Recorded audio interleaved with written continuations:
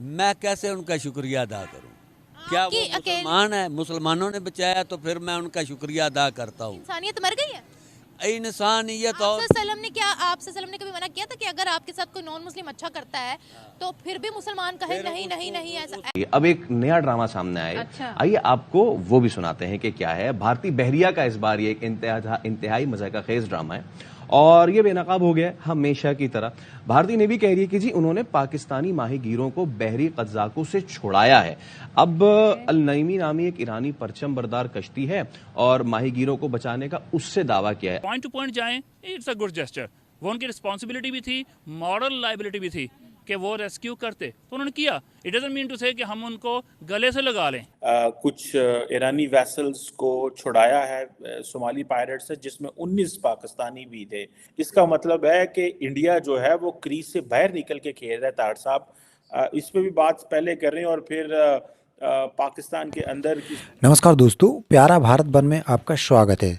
दोस्तों, भारतीय नेवी का एक के बाद एक सफल ऑपरेशन देखकर पूरी दुनिया हैरान है, लेकिन पाक मीडिया को ये सब ड्रामा लग रहा है। अभी हाल ही में भारतीय नौसेना ने पाकिस्तान के 9 मछुआरों को सफल रेस्क्यू किया है, लेकिन पाक मीडिया का कहना है कि भारतीय नौसेना ये सब ड्रामा दिखा रही है। तो चलिए दोस्तों, पाक मीडिया और जनता की इस पर क्या राय है, वीडियो शुरू करते हैं। ये तो है कि इंडिया की जानिब से ऐसी काम किए जाते हैं और जब उनसे सबूत मांगे जाते हैं तो वो इनके पास होते ही तो नहीं। वो रोने धोने लग जाते हैं।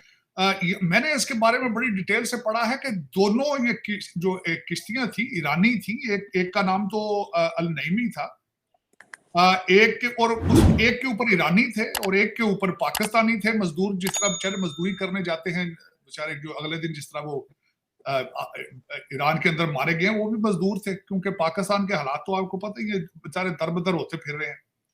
और दूसरा जो आईएनएस सुमित्रा है उसने ये ऑपरेशन किया, बल्कि एक रात चेज करता रहा है। वो स्ट्रेस कॉल उन्होंने दी थी जब एक इतवार वाले दिन ये हुआ है, चेज किया है उन्होंने। एक का नाम ईमान था, दी ईमान, एक कश्ती का नाम दी ईमान है, दूसरी का नईमी है।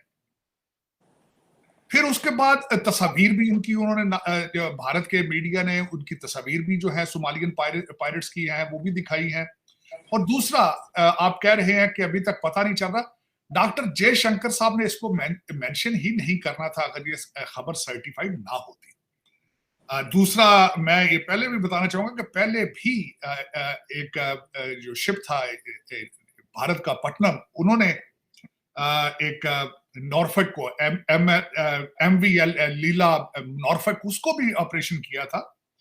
लेकिन दर हकीकत ये सारी चीजें आ जाती हैं अगर आपकी इकोनॉमी स्ट्रांग हो, अगर आपकी डिप्लोमेसी स्ट्रांग हो, अगर आपको अपने कंट्री के अंदर से 100% आपके साथ सपोर्ट हासिल हो।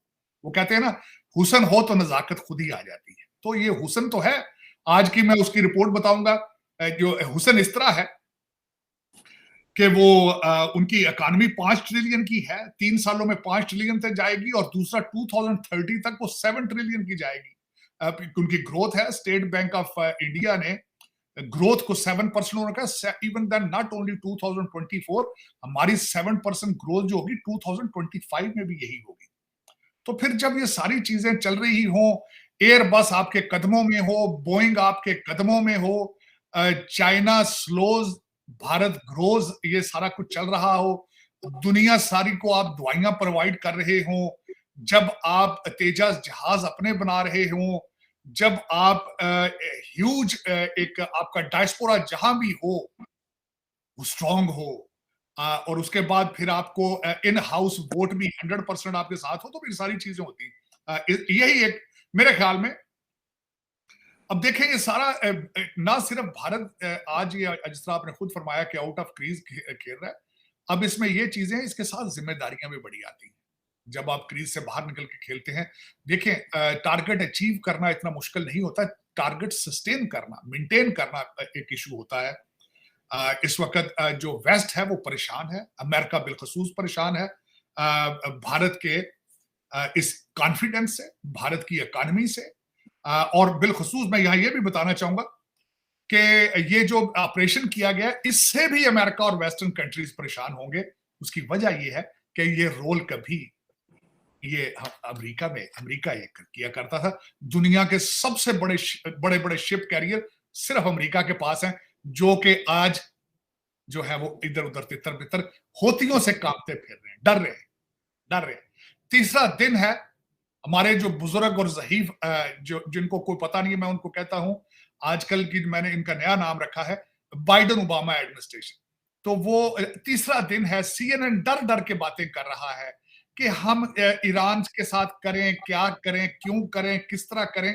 तो ये इस तरह के हालात अगर हो तो फिर भारत को मैं समझता हूं हैट ऑफ टू दैट। है तो हमारा दुश्मन है, लेकिन अभी भी दुश्मन कहेंगे? दुश्मन तो दुश्मन ही है ना। मेरी बात सुन, हम मुसलमान है, वो और मज़हब के लोग हैं। चाइना भी और मजहब का लोग है।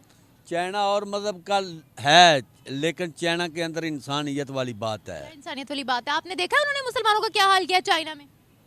डॉलर लेते हैं तो सब भूल जाएंगे। नहीं, डॉलर की बात हम नहीं करते। मुसलमान जो है ना, कि चाइना ने हमारा बहुत साथ दिया है। साथ दिया, कर्जे दिया, और क्या किया? कर्जा तो जब तुम मुश्किल वक्त में होता है, तुम होती हो, तुमको कोई कर्जा दे तो वो अच्छा नहीं होता। तो सऊदी ने भी दिया है, वो तो उसने भी दिया है, दुबई ने भी दिया है, वो तो सबने दिया है।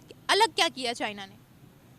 चाइना ने बहुत सारे ऐसी पैक नहीं, हमारा रोजगार मुहैया होगा। वहाँ पर जो मुसलमानों के साथ किया जा रहा है उस सबको भूल जाएंगे आप? नहीं, उसको क्यों भूलेंगे, वो तो उसी जगह पे बात खड़ी रहेगी ना। उसके बाद ऐसा जो भी उसके मुतबादल करना हो हमारी। के बारे में क्या कहेंगे? भारत तो हमारा साफ ज़ाहिर दुश्मन मुल्क है ना। कि अभी कितनी अहमियत बढ़ जाएगी इस किस्से के बाद?